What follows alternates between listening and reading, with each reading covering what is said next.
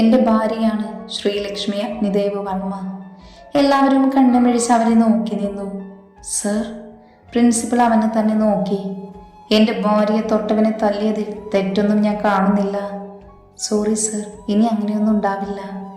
ഉണ്ടാകാതിരിക്കട്ടെ, പക്ഷേ ഇനി ഇവരിവിടെ വേണ്ട. സർ, അത് പിന്നെ എന്തെങ്കിലും ബുദ്ധിമുട്ടുണ്ടെങ്കിൽ പറഞ്ഞോളൂ, ബാക്കി ഞാൻ നോക്കിക്കോളാം. വേണ്ട സർ. ഓക്കെ, ഡിസ്മിസ് ലെറ്റർ കൊടുത്ത് പറഞ്ഞു വിട്ടേക്ക്. Okay sir. അരുണും കൂട്ടനും പേടിയോട് അവനെ നോക്കി. ഇവിടെ നിന്ന് പുറത്താക്കിയ പ്രശ്നമാകും. സർ, ഞങ്ങളെ പറഞ്ഞു വിടരുത്. ഇനിയൊന്നും ചെയ്യില്ല സർ. എന്നോട് പറഞ്ഞിട്ട് കാര്യമില്ല. അഗ്നിദേവ് സാറിനോട് പറഞ്ഞു നോക്ക്, ഉറപ്പില്ല. Sir please. ഞാൻ പറഞ്ഞല്ലോ, എനിക്കൊന്നും ചെയ്യാനില്ല. അരുണും കൂട്ടരും അഗ്നിയെ ഒന്ന് നോക്കി. അവൻ്റെ മുഖത്തെ ഭാവം കണ്ട് പേടിയോടെ പരസ്പരം നോക്കി. പതിയെ എഴുന്നേറ്റ് അവൻ്റെ അടുത്തേക്ക് ചെന്നു. സർ, ഇനി ഇങ്ങനെയൊന്നും ഉണ്ടാവില്ല. ക്ഷമിക്കണം, അറിയാതെ പറ്റിയതാ. അഗ്നി അവരെ ഉറ്റുനോക്കിക്കൊണ്ടിരുന്നു. ഞങ്ങളിവിടെ പഠിക്കാൻ അനുവദിക്കണം. ഇനി ഞങ്ങളുടെ ഭാഗത്തുനിന്ന് ഇങ്ങനെയൊന്നും ഉണ്ടാകില്ല. എൻ്റെ തീരുമാനത്തിൽ മാറ്റമില്ല. എൻ്റെ ഭാര്യ മാത്രമല്ല, ഏത് പെൺകുട്ടിയെ ആയാലും ഞാൻ ഇങ്ങനെയേ ചെയ്യൂ. സർ, വീട്ടിലറിഞ്ഞ പ്രശ്നമാകും. വീട്ടിൽ നിങ്ങൾക്ക് അമ്മയില്ലേ, പെങ്ങളില്ലേ? അവരോട് നിങ്ങൾ ഇങ്ങനെ ചെയ്യുമോ? അവൻ്റെ ചോദ്യത്തിന് അവർക്ക് മറുപടിയില്ലായിരുന്നു. മുഖം കുനിച്ച് അവിടെ നിന്നുപോയി അവർ. എന്തായാലും ഇവിടെ ഇനി നിങ്ങൾ പഠിക്കില്ല.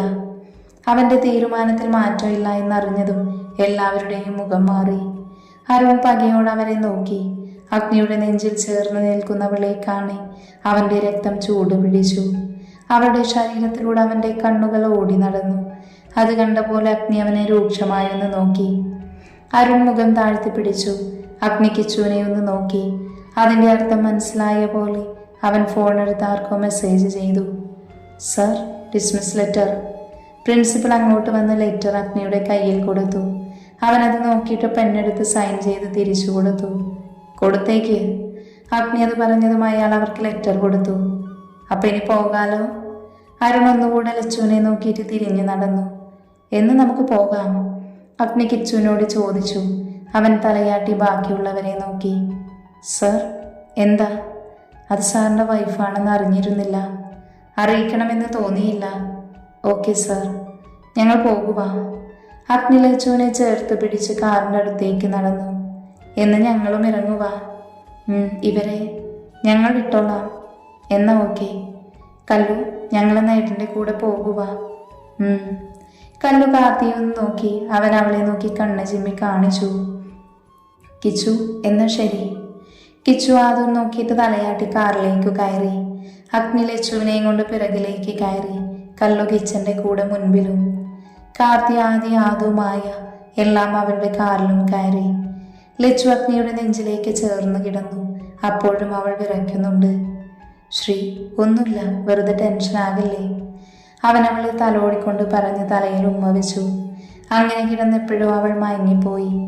കിച്ചു ഓക്കെയാണ്. കല്ലു അവരെ നോക്കി എന്തോ പ്ലാൻ ചെയ്യുന്നുണ്ട് എന്ന് മനസ്സിലായി. അവൾ പുറത്തേക്ക് നോക്കിയിരുന്നു. കണ്ണ് ചിമ്മി കാണിച്ചല്ലോ, അത് മതി, വേറെ ഒന്നും വേണ്ട. അവളുടെ കണ്ണ് നിറഞ്ഞു. അതാരും കാണാതെ തുടച്ചു മാറ്റി. എന്ന കിച്ചു ഇതെല്ലാം അറിയുന്നുണ്ടായിരുന്നു. അവനൊന്നും മിണ്ടാതെ അറിയാത്ത പോലെ ഇരുന്നു. കാർത്തിയാണ് ഡ്രൈവിംഗ്. അവൻ്റെ അടുത്ത് ആദ്യം ഇരിക്കുന്നുണ്ട്. എല്ലാവരും സൈലൻ്റാണ്. ആദു, ആ ഏട്ടാ. അവൻ ഇങ്ങോട്ട് കയറി പ്രശ്നം ഉണ്ടാക്കുകയായിരുന്നു. അതേ ഏട്ടാ, ലച്ചുവിനോട് എന്തോ പറയാനുണ്ടെന്ന് പറഞ്ഞു. ഞാൻ പറഞ്ഞു കാര്യം എന്താണെന്ന്. അവൾ ഒറ്റയ്ക്ക് വരില്ല എന്ന് പറഞ്ഞു. അപ്പം അവൻ അവളോട് ഒറ്റയ്ക്ക് സംസാരിക്കണമെന്ന്. അവളെ വിടില്ല എന്ന് പറഞ്ഞപ്പോൾ കയ്യിൽ കയറി പിടിച്ചു. അപ്പോഴേക്കും ഞാൻ ഫോൺ എടുത്ത് മെസ്സേജ് അയച്ചു. അവൻ്റെ കാര്യത്തിൽ തീരുമാനമായിട്ടുണ്ട്. ഞാൻ കണ്ടു. അത്രയും കിട്ടിയിട്ടും അവൻ അവളെ തന്നെ നോക്കി നിൽക്കുന്നത്. ആദ്യം മിറർ വഴി പുറകിലേക്ക് നോക്കുന്നുണ്ട്. മായവൻ്റെ നോട്ടം അറിഞ്ഞതുപോലെ മുഖം കുനിച്ച് പിടിച്ചു. അവൻ്റെ ചുണ്ടുകൾ ചിരിയോടെ അവളെ തന്നെ നോക്കി. കാർത്തി അവനെ നോക്കി തലയാട്ടി. ആദ്യം അവനെ നോക്കി എന്തോ പറഞ്ഞു. അവൻ കണ്ണുമിഴിച്ച് നോക്കിയിട്ട് നേരെ നോക്കി വണ്ടി ഓടിച്ചു. ആദ്യ ചിരിയോടെ പുറത്തേക്ക് നോക്കി. പിന്നെ ഫോൺ എടുത്തു.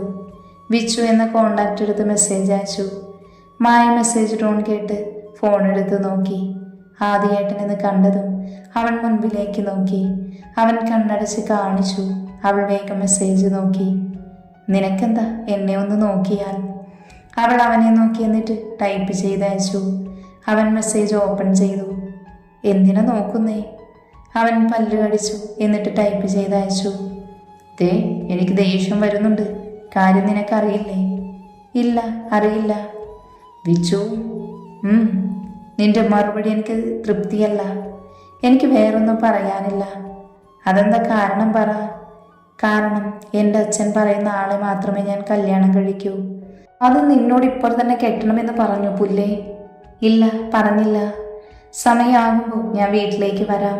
പക്ഷെ നിനക്ക് ഇഷ്ടമുണ്ടോ എന്നറിയാതെ ഞാൻ വന്നിട്ട് കാര്യമില്ലല്ലോ. എൻ്റെ ഇഷ്ടമല്ല, അച്ഛൻ്റെ ഇഷ്ടമാണ് എനിക്ക് വലുത്. ഓക്കെ. അവൻ ഫോണെടുത്ത് പോക്കറ്റിലിട്ടിട്ട് പുറത്തേക്ക് നോക്കിയിരുന്നു. മായ ഫോൺ ബാഗിൽ വെച്ചിട്ട് പുറത്തേക്ക് നോക്കി. അവളുടെ കണ്ണ് നിറഞ്ഞിട്ടുണ്ടായിരുന്നു. കുറച്ചു ദൂരം എത്തിയപ്പോൾ കാറ് നിർത്തി. അതു നാളെ കാണാം. ഓക്കെ. മായ കാറിൽ നിന്നിറങ്ങി അവരോട് ബായ് പറഞ്ഞ് വീട്ടിലേക്ക് കയറിപ്പോയി. ആദ്യം അവളെ തന്നെ നോക്കി നിന്നു. അവന്റെ മുഖം ഗൗരവത്തിലാണെങ്കിലും കണ്ണു കലങ്ങിയിരുന്നു. കാറ് സ്റ്റാർട്ട് ചെയ്തു. കാർത്തിയാകം ഫോൺ എടുത്ത് കുത്തിക്കൊണ്ടിരുന്നു. ഡാ. എന്താ പറഞ്ഞേ? ഒന്നും പറഞ്ഞില്ല. കാരണം അച്ഛൻ സമ്മതിക്കണമെന്ന്. അത് കേട്ടെങ്കിലും ഒന്നും ചോദിച്ചില്ല. അവൾ കാര്യം നേരത്തെ അറിയാം. ആദ്യം അവളോട് പറഞ്ഞിരുന്നു. ആദ്യക്ക് മായ ഇഷ്ടമാണ്. അവളെ പ്രപ്പോസ് ചെയ്തു. പക്ഷെ അവൾ നോ പറഞ്ഞു. ആദ്യം ഇങ്ങനെ ശല്യം ചെയ്യില്ല എങ്കിലും ഇടയ്ക്ക് അവളെ കാണുമ്പോൾ എന്തെങ്കിലും മാറ്റമുണ്ടോ എന്ന് ചോദിക്കും. മായ അച്ഛക്കുട്ടിയാണ്. അച്ഛൻ്റെ ഇഷ്ടമാണ് അവൾക്ക് എപ്പോഴും വലുത്. അച്ഛൻ പറയുന്ന ആളെ മാത്രമേ അവൾ വിവാഹം കഴിക്കൂ എന്ന് അവൾ പറഞ്ഞിട്ടുണ്ട്. ആദ്യം പ്രേമിച്ചു നടക്കാനൊന്നും പറയുന്നില്ല. പക്ഷെ അവൾക്ക് ഇഷ്ടമുണ്ടെങ്കിൽ കോളേജ് കഴിഞ്ഞ് ജോബാകുമ്പോൾ വീട്ടിൽ പറയാമെന്ന തീരുമാനത്തിലാണ്. മായ പക്ഷെ ഒന്നും പറയുന്നില്ല. അതിനവന് ദേഷ്യമല്ല, മറിച്ച് സങ്കടം മാത്രമാണ് ഉള്ളത്. അവരെ ഇറക്കി കാർത്തി അവൻ്റെ വീട്ടിലേക്ക് പോയി. ആദ്യ നേരെ മുറിയിലേക്ക് കയറി ബെഡിൽ കിടന്ന് കണ്ണടച്ചു. മായകത്തേക്ക് വന്നതും അമ്മയും ഏട്ടത്തിയും ആളും ചായ കുടിക്കുന്നു. വന്നു. ഇന്നെന്താ വൈകിയത്? അവളെ കണ്ടതേ അമ്മ ചോദിച്ചു. കോളേജിൽ അടിയുണ്ടായി. അതിന് നീ എന്തിനാ അവിടെ നിന്നേ? ഒരുത്തൻ വന്ന് ലച്ചുവിനെ കയറി പിടിച്ചു. അങ്ങനെ ആടിയുണ്ടായേ. പിന്നെ ഏട്ടനെ വിളിച്ചു പറഞ്ഞു. അവർ വന്ന് അവന്മാരെ ഡിസ്മിസ് ചെയ്തു. എന്നെ കൊണ്ട് വീട്ടിലാക്കിപ്പോൾ അവർ പോയത്. ആ കൊച്ചിന് എന്നും കഷ്ടകാലാണല്ലോ. അതെ. എന്നിട്ടെന്താ അവർ കയറാതെ പോയേ? അവിടെ അടിയുണ്ടാക്കിയതല്ലേ. വീട്ടിൽ ചെന്ന് ഫ്രഷാകാൻ തിരക്കാണ്. അപ്പം ഞാൻ വിളിച്ചില്ല. ഞാൻ ഫ്രഷായിട്ട് വരാം. അവൾ മുകളിലേക്ക് കയറിപ്പോയി. മുറിയിലേക്ക് കയറിയതും ബാഗ് ടേബിളിൽ വെച്ച് ഡ്രസ്സ് എടുത്ത് വാഷ്റൂമിലേക്ക് കയറി. ഷവർ ഓൺ ചെയ്ത് അതിനു താഴെ നിൽക്കുമ്പോൾ വെള്ളത്തിനൊപ്പം അവളുടെ കണ്ണുനീര് കൂടെ ഉണ്ടായിരുന്നു. മായ ഫ്രഷായി വന്ന് കുറച്ച് സമയം ബെഡിൽ കിടന്നു. അവളുടെ മനസ്സിൽ ആദ്യമായി ആദ്യം കണ്ടപ്പോൾ മുതലുള്ള കാര്യങ്ങൾ കടന്നു വന്നു. കോളേജ് മുതലാണ് എല്ലാവരും ഒരുമിച്ച് പഠിക്കുന്നത് എങ്കിലും ഫാമിലിയായി നേരത്തെ അറിയാം. കല്ലൂൻ്റെ ഫാമിലി ഫംഗ്ഷൻ നടക്കുമ്പോഴാണ് ആദ്യേട്ടൻ ആദ്യമായി കാണുന്നേ. അപ്പോഴേക്കും നോക്കും, ചിരിക്കും എന്നല്ലാതെ മിണ്ടിയിട്ട് പോലുമില്ല. എപ്പോഴോ അത് പരിചയപ്പെടുത്തിയപ്പോഴാണ് പരസ്പരം സംസാരിക്കുന്നത് പോലും. പിന്നെ ഇടയ്ക്ക് കണ്ടിട്ടുണ്ട്. എപ്പോഴാണ് തൻ്റെ മനസ്സിൽ ആദ്യേട്ടനോട് പ്രണയമായത് എന്നറിയില്ല. അതാരും അറിയാതെ മനസ്സിൽ കുഴിച്ചിട്ടു. അച്ഛനാണ് എൻ്റെ എല്ലാം. അതുകൊണ്ട് അച്ഛ പറയുന്ന ആളെ മാത്രമേ കിട്ടൂ എന്ന് തീരുമാനിച്ചു.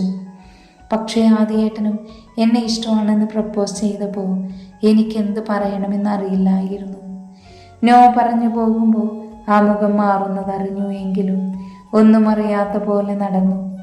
ആദ്യേട്ടനെ ഇഷ്ടമാണ് എന്ന് ഒരിക്കൽ പോലും അറിയിച്ചില്ല. അതുതന്നെയാണ് ശരിയെന്ന് തോന്നി. പക്ഷെ ഇപ്പോൾ വേദനിക്കുന്നു. എൻ്റെ ഇഷ്ടം ഞാൻ പറഞ്ഞ അച്ഛയ്ക്ക് വേദനിക്കും. എൻ്റെ അച്ഛ വേദനിക്കാൻ പാടില്ല. ഇല്ല, ഒന്നും വേണ്ട. എൻ്റെ ഉള്ളിൽ തന്നെ ഇരിക്കട്ടെ അത്. അവൾ എഴുന്നേറ്റ് വാഷ്റൂമിലേക്ക് പോയി മുഖം കഴുകി പുറത്തേക്ക് വന്നു. അപ്പോഴേക്കും താഴെ നിന്ന് വിളിച്ചതും അവൾ താഴേക്ക് ഇറങ്ങിയിരുന്നു. ആദിയുടെ കണ്ണ് കലങ്ങി. ചുവന്ന മുഖം എല്ലാം വാടിയിട്ടുണ്ട്. എന്താ വെച്ചു നീ ഇങ്ങനെ? ഒന്ന് യെസ് പറഞ്ഞ വീട്ടിൽ വന്ന് സംസാരിക്കില്ലേ ഞാൻ? നിന്നെ ആദ്യമായി കണ്ടപ്പോൾ മുതൽ എൻ്റെ നെഞ്ചിൽ കയറി കൂടിയതാണ് നീ. പക്ഷേ അപ്പോഴൊന്നും പറയാൻ തോന്നിയില്ല. കുറച്ചുകൂടി കഴിഞ്ഞു പറഞ്ഞ നീ ഓക്കെ എന്ന് പറയും, പക്ഷേ നീ എന്നെ വേദനിപ്പിക്കുവാണ് പെണ്ണെ. ഇനി ഞാൻ എന്താ ചെയ്യുക? നിനക്കിഷ്ടമല്ലെങ്കിൽ പിടിച്ചു വാങ്ങാനൊന്നും ഞാനില്ല. പക്ഷെ നിന്റെ കണ്ണിൽ എനിക്ക് കാണാം, എന്നെ കാണുമ്പോഴുള്ള തിളക്കം. അത് പ്രണയമാണോ എന്ന് മനസ്സിലാക്കാൻ പറ്റുന്നില്ല. എന്തായാലും ഞാൻ നിന്നെ ശല്യപ്പെടുത്തില്ല. നിന്റെ ക്ലാസ് കഴിഞ്ഞ് ഞാൻ വരുന്നുണ്ട് അച്ഛനെ കാണാൻ. അതുവരെ എൻ്റെ പെണ്ണ് കാത്തിരിക്കുക. അവൻ ചിരിയോടെ ഓർത്തുകൊണ്ട് കിടന്നു. വീട്ടിലെത്തിയപ്പോൾ തന്നെ അഗ്നി ലച്ചുവിനെയും കൂട്ടി മുറിയിലേക്ക് പോയി. ഹാളിൽ അമ്മമാരുണ്ടായിരുന്നു. അവർ ചോദിച്ചതിന് മറുപടിയൊന്നും കൊടുത്തില്ല. പുറകെ വന്ന കിച്ചനോടും കല്ലുവിനോടും അവർ ചോദിച്ചു. അത് കോളേജിലൊരു പ്രശ്നം. ഇനി അവിടെ എന്താ? ഒന്നുമില്ല, അടി നടന്നു. അപ്പം അതിനിടയിൽ ലച്ചു ഉണ്ടായിരുന്നു. അവൾ പേടിച്ചു പോയി. അപ്പം അഗ്നിയും ഞാനും ചെന്ന് വിളിച്ചുകൊണ്ട് വന്നു, അത്രയേ ഉള്ളൂ. ഓ ആണോ? ഞാൻ പേടിച്ചു പോയി. അവനാണെങ്കിൽ ഒന്നും പറയാതെയാണ് കയറിപ്പോയത്. ഞാൻ പറഞ്ഞില്ലേ അവൾ പേടിച്ചു പോയി, അതുകൊണ്ട് അങ്ങ് പോയതാ. നിങ്ങൾ ചെന്ന് ഫ്രഷായി വാ, ചായ തരാം. അവർ അവരുടെ മുറിയിലേക്ക് പോയി. അമ്മമാർ അടുക്കളയിലേക്കും. അതെന്താ അങ്ങനെ പറഞ്ഞേ? പിന്നെ അവരോട് പറഞ്ഞിനി അവർ ടെൻഷനാവും, വെറുതെ എന്തിനാ? അതും ശരിയാ. ചെല്ല്, ഫ്രഷായിട്ട് വാ. അവരെ വിളിക്കണ്ട, അവളൊന്ന് ഓക്കെ ആയിട്ട് വന്നോളും. കല്ലു അവളുടെ മുറിയിലേക്കും കയറിപ്പോയി.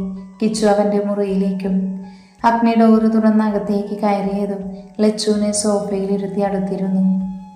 ശ്രീ, എന്തിനു പേടിക്കുന്നേ? ഞാൻ വന്നില്ലേ? ഇനി പേടിക്കേണ്ട, അവന്മാർ പോയി. ഇനി അതോർത്ത് പേടിച്ചിരിക്കാതെ പോയി ഫ്രഷായി വന്നേ. അവൾ അങ്ങനെ തന്നെ ഇരുന്നു. അവൾ വിറയ്ക്കുന്നുണ്ട്. രോഹിതിൻ്റെ സംഭവത്തിൽ നിന്ന് ഓക്കെ ആയിട്ട് വന്നതേ ഉള്ളൂ. അപ്പോഴേക്കും അടുത്തതും അവളെ തളർത്തി. ശ്രീമോളെ, ഞാൻ പറയുന്നത് ശ്രദ്ധിച്ച് കേൾക്കണം. എന്ത് പ്രശ്നമുണ്ടായാലും ദേവേട്ടൻ കൂടെയില്ലേ എല്ലാത്തിനും രക്ഷിക്കാൻ? പിന്നെ എന്തിനാണ് ഈ പേടി? ആരും എൻ്റെ മോളൊന്നും ചെയ്യില്ല. ഞാൻ ജീവനോടെ ഇരിക്കുമ്പോൾ ഒന്നിനും വരില്ല കേട്ടോ. ഇപ്പം നല്ല കുട്ടിയായി ഫ്രഷായി വാ. അവളുടെ മുഖം കയ്യിലെടുത്ത് കണ്ണിലേക്ക് നോക്കി പറഞ്ഞിട്ട് അവൻ നെറ്റിയിലൊന്ന് മുത്തി. ചെല്ല്, ഫ്രഷായി വാ. അവൾ എഴുന്നേറ്റ് പോയതും അഗ്നി ഫോൺ എടുത്തു. ഹലോ സാർ, എല്ലാം ഓക്കെ അല്ലേ? അതെ, അവനെ ഒന്നും ചെയ്തില്ല, സേഫായിരിക്കുന്നുണ്ട്. ഞാൻ വന്നിട്ട് മതി, അതുവരെ അങ്ങനെ ഇരിക്കട്ടെ. Okay sir. അവൻ്റെ ഫുൾ ഡീറ്റെയിൽസ് എനിക്ക് കിട്ടണം. വിത്തിൻ 1 hour കിട്ടും സാർ. ഓക്കെ. അവൻ ഫോൺ എടുത്ത് ടേബിളിൽ വെച്ച് കണ്ണടച്ചു. നീ തൊട്ടത് എൻ്റെ പെണ്ണിനെയാണ്. നീ ജീവിക്കും, പക്ഷേ ഓരോ നിമിഷവും നീ വേദനിച്ചു വേദനിച്ചു ജീവിക്കണം. ഞാൻ വരും നിന്റെ അടുത്തേക്ക്. മനസ്സിലോർത്തവൻ അവിടെ ഇരുന്നു. കാർത്തി മുറിയിലേക്ക് കയറി ഫോൺ ചാർജ് ചെയ്യാൻ വെച്ചിട്ട് ഫ്രഷാകാൻ കയറി. കുറച്ച് കഴിഞ്ഞിറങ്ങുമ്പോൾ ഫോൺ ബെല്ലടിക്കുന്നു. ആരാണാവോ? സ്വയം പറഞ്ഞുകൊണ്ട് ഫോൺ എടുത്തതും അതിലെ പേര് കണ്ടതും അവൻ പല്ല് കടിച്ചു. കുറച്ചു നേരം അടിച്ചിട്ട് അവസാനിച്ചതും അവൻ അവിടെ വെച്ച് തിരിഞ്ഞതും പിന്നെയും ബെല്ലടിച്ചു. പൊന്നം. അവൻ കോൾ അറ്റൻഡ് ചെയ്ത് ചെവിയിൽ വെച്ചു. അപ്പുറത്ത് സംസാരിച്ചിട്ട് അവൻ മിണ്ടിയില്ല. അവന് ദേഷ്യം വന്നു. പിന്നെ ഒന്നും നോക്കിയില്ല. നിനക്കെന്താ വേണ്ടത്? ഞാൻ പറഞ്ഞില്ലേ എനിക്ക് ഇയാളെ വേണം. അതിനുള്ള മറുപടി ഞാൻ തന്നതാ. പറ്റില്ല. എനിക്കെന്താ കുഴപ്പം? നിനക്ക് കുഴപ്പമുണ്ടെന്ന് ഞാൻ പറഞ്ഞോ? ഇല്ലല്ലോ. ഇല്ലെങ്കിൽ പിന്നെന്താ? എനിക്ക് താല്പര്യമില്ല. അതെന്താന്ന് ചോദിക്കുന്നേ? പറയാൻ പറ്റില്ല. നീ പോയി പഠിച്ച് പാസ്സാകുക. അപ്പം ഞാൻ പാസ്സായ മറുപടി തരുമോ? ആ, തരാം. അപ്പോൾ ഓക്കെ, ബൈ. കോള് കട്ട് ചെയ്തതും അവൻ ഫോൺ അവിടെ വെച്ച് ബെഡിൽ കിടന്നു. ഇനിയിപ്പോൾ ശല്യം ഉണ്ടാകില്ല. പക്ഷെ 1 വർഷം കഴിഞ്ഞ് ദൈവമേ, ഞാൻ എന്ത് ചെയ്യും? എന്താ ഞാൻ പറയുക? കണ്ണാ, ആ വരുന്നമ്മേ. താഴെ നിന്ന് അമ്മ വിളിച്ചതും അവൻ താഴേക്ക് ഇറങ്ങി. ലച്ചു ഫ്രഷായി ഇറങ്ങിയതും അഗ്നി ഫ്രഷാകാൻ പോയി. ലച്ചു ബെഡിലേക്ക് കയറി കിടന്നു. എന്തോ ഇന്നത്തെ സംഭവം എന്തുകൊണ്ടോ വല്ലാത്തൊരവസ്ഥയിലാക്കിയിട്ടുണ്ട് അവളെ. എനിക്ക് മാത്രം എന്താ ഈശ്വര എന്നും പ്രശ്നങ്ങൾ. ഞാൻ സന്തോഷമായിരിക്കുന്നേ, നിനക്ക് ഇഷ്ടാകുന്നില്ലേ? മനസ്സിൽ പറഞ്ഞുകൊണ്ട് അവൾ കണ്ണടച്ച് കിടന്നു. അഗ്നി ഫ്രഷായി വന്ന് നോക്കുമ്പോൾ അവൾ കിടക്കുവാണ്. അഗ്നി അവൾക്കടുത്തേക്ക് വന്ന് കിടന്നു. അവൾ അവൻ്റെ നെഞ്ചിലേക്ക് കയറി കിടന്നു. അവൻ അവളെ ചേർത്ത് പിടിച്ചിരുന്നു. ആ കിടത്തത്തിൽ എപ്പോഴും അവൾ മയങ്ങിപ്പോയി. അഗ്നി അപ്പോഴും കണക്കൂട്ടുകയായിരുന്നു.